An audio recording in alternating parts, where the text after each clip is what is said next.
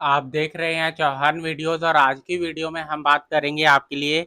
अगर आप जून 2023 का जो एग्ज़ाम है उसका रिज़ल्ट आप जानते हैं कि आ रहा है और काफ़ी सारे स्टूडेंट ऐसे हैं जिनका जून 2023 का जो रिज़ल्ट है वो ऑलमोस्ट सभी सब्जेक्ट्स का डिक्लेयर किया जा चुका है।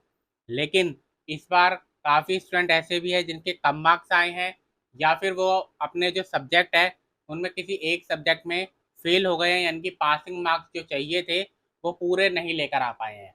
अगर आप बीए, बीकॉम, बीएससी या फिर बीएजी, बीकॉम जी और बीएससी जी के स्टूडेंट हैं तो आपको 35% मार्क्स चाहिए होते हैं पास होने के लिए, यानी कि अगर 100 नंबर का एग्ज़ाम हुआ तो 35 मार्क्स आपको चाहिए अगर आप पास होना चाहते हैं। ठीक, अगर आप 50 नंबर का एग्ज़ाम दे रहे हैं तो आपको 18 मार्क्स चाहिए होते हैं पास होने के लिए।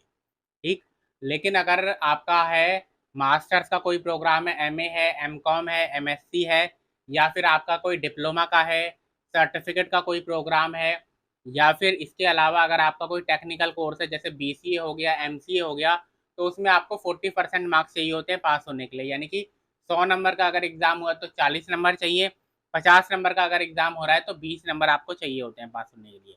अगर आपके पासिंग मार्क्स नहीं आए तो उस केस में आपके पास क्या ऑप्शन बचते हैं, आप आगे क्या कर सकते हैं, किस तरीके से जो सब्जेक्ट है जिसमें आप फेल हो गए हैं उसको वापस अपना पास कर सकते हैं। तो आज की जो हमारी वीडियो है वो इसी के ऊपर है। आप इस वीडियो को ध्यान से ज़रूर देखिए और पूरा ज़रूर देखिए। अगर आपने अभी तक चैनल को सब्सक्राइब नहीं किया है तो चैनल को सब्सक्राइब भी ज़रूर कर लीजिए। तो अब सीधा वीडियो की शुरुआत करते हैं। पहला ऑप्शन है आपके पास रिवैल्यूएशन का। रिवैल्यूएशन जो होता है उसका मतलब होता है कि आपकी जो आंसर शीट है उसको एक बार फिर से चेकिंग उसकी कर ली जाए। अगर आप कॉन्फिडेंट हैं कि ठीक है मैंने एग्ज़ाम अच्छा दिया था, आपने एग्ज़ाम देने के बाद अपना क्वेश्चन पेपर में टैली भी किया होगा कि ठीक है 100 नंबर का एग्ज़ाम था, 50 नंबर 55 नंबर तो मेरे आ जाने चाहिए, लेकिन आपका जब रिज़ल्ट आया उसमें 20 ही नंबर आए, तो आपको चाहिए 10 नंबर या 5 नंबर और पास होने के लिए। तो उस केस में रिवैल्यूएशन का फॉर्म भरना आपके लिए अच्छा रहता है। रिवैल्यूएशन जो है वो आपका जल्दी वाला सॉल्यूशन भी होता है, यानी कि आपको जल्दी उसका रिजल्ट मिल जाएगा और आपका जो अगर एक एग्ज़ाम रहता है क्वालिफाई करने के लिए, पूरा सब्जेक्ट क्लियर करने के लिए, प्रोग्राम क्लियर करने के लिए, तो उसके लिए रिवैल्यूएशन भी एक अच्छा ऑप्शन होता है। रिवैल्यूएशन से जो मार्क्स होते हैं वो इंक्रीज़ होते हैं। अगर आपके 5, 10 या 15 तक मार्क्स हैं जो कि चाहिए आपको पास होने के लिए, तो रिवैल्यूएशन एक अच्छा ऑप्शन आपके लिए हो सकता है। लेकिन आपको निर्णय करना, आपको डिसीजन लेना है कि आपने कितना मार्क्स का किया था और कितने मार्क्स आपके आए हैं। उस हिसाब से आप कैलकुलेशन कीजिए कि ठीक है रिवैल्यूएशन करने पर मेरे मार्क्स इंक्रीज इतने हो पाएंगे या फिर नहीं। 750 रुपीज़ पर सब्जेक्ट के हिसाब से आपका एक सब्जेक्ट का रिवैल्यूएशन का फीस जो है वो लिया जाता है। अगर आप चाहें तो आंसर शीट की कॉपी भी अपने पास मंगा सकते हैं 100 रुपीज़ पर सब्जेक्ट के हिसाब से। उसके बाद रिवैल्यूएशन जो होता है वो 40 दिन के अंदर लेकिन आपको भरना होता है। मान लीजिए कि आपका 10 अगस्त को किसी सब्जेक्ट का रिजल्ट आया जिसमें आप फेल हो गए, तो उसके 40 दिन के अंदर आपको रिवैल्यूएशन का फॉर्म भरना है, जिसका मतलब ये है कि 10 अगस्त से लेकर आपको 20 सितंबर के बीच में 40 दिन हो गए, तो 20 सितंबर तक आपको रिवैल्यूएशन का फॉर्म भरना है अगर आप भरना चाहते हैं। उसके बाद जब आप रिवैल्यूएशन का फॉर्म भरते हैं तो उससे 30 से 40 दिन के अंदर रिवैल्यूएशन का रिजल्ट जो है वो आ जाता है और उसके बाद फिर आपका जो मार्क्स है वो ग्रेड कार्ड में लग जाएंगे और अगर आप पास हो गए तो आपके ग्रेड कार्ड में जो कंप्लीटेड है वो लिखा हुआ आ जाएगा। दूसरा ऑप्शन भी है आपके पास, लेकिन दूसरा जो ऑप्शन है उसमें टाइम थोड़ा सा ज़्यादा लगेगा। आप जानते हैं रिवैल्यूएशन का जिस दिन आपका रिजल्ट आया उसके 40 दिन के अंदर आप रिवैल्यूएशन का फॉर्म भर देंगे और उसके बाद उसके 40 दिन के अंदर आपका रिवैल्यूएशन का रिजल्ट आ जाएगा। तो लगभग आपका 2 से ढाई महीने के अंदर आपका जो सब्जेक्ट था वो क्लियर हो जाएगा अगर आपका रिवैल्यूएशन में आप पास हो गए।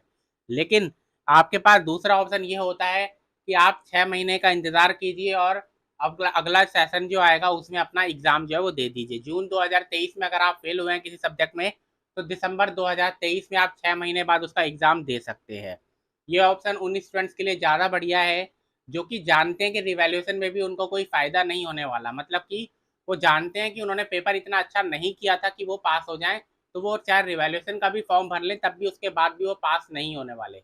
अगर ऐसा है तो फिर आप दिसंबर 2023 का एग्जामिनेशन फॉर्म भर सकते हैं जो कि सितंबर में आपके लिए रिलीज़ किया जाएगा। हो सकता है 15-20 सितंबर के बाद करीब आपके लिए रिलीज़ कर दिया जाए। आप अपना सितंबर में जो एग्जामिनेशन फॉर्म आएगा उसको भर दीजिए। 200 रुपये पर सब्जेक्ट के हिसाब से इसमें फ़ीस लगती है और फिर दिसंबर में आप उसका एग्ज़ाम दे देंगे और उसके बाद फिर आपका फरवरी तक उसका रिजल्ट आएगा। तो फरवरी में आपका फिर वो सब्जेक्ट जो है वो क्लियर हो जाएगा, अगर आप दिसंबर में अपना एग्ज़ाम को क्लियर कर लेते हैं। ये दो ऑप्शन है, इन दो में से एक ऑप्शन को ही आपको चूज़ करना पड़ता है, और कोई इसके अलावा कोई और ऑप्शन नहीं होता अगर आप किसी सब्जेक्ट में फेल हो गए।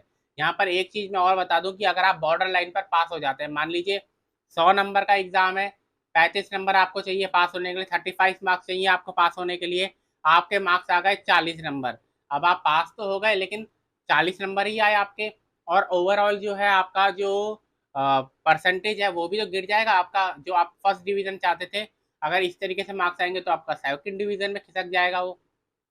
उस केस में आप रिवैल्यूएशन करवा सकते हैं।